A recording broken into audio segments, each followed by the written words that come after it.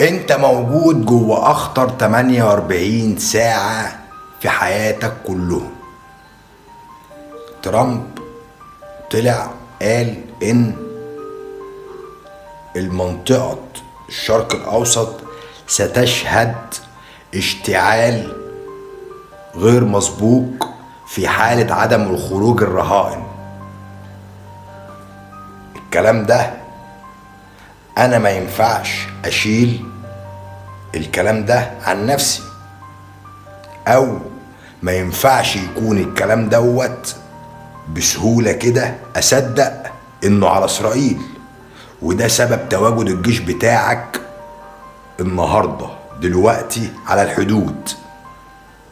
اذا فهي الحرب، ده اللي واضح قدام عيني دلوقتي.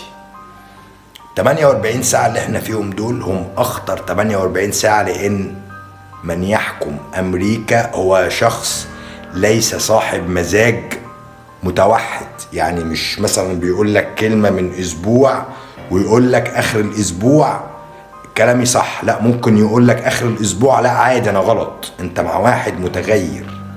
فالجيش المصري مصدر امانك، محتاج دعمك، محتاج دعواتك، محتاج وقوفك في ظهره، محتاج انك انت تبقى يقظ جدا في الاحداث اللي بتحصل في المنطقة.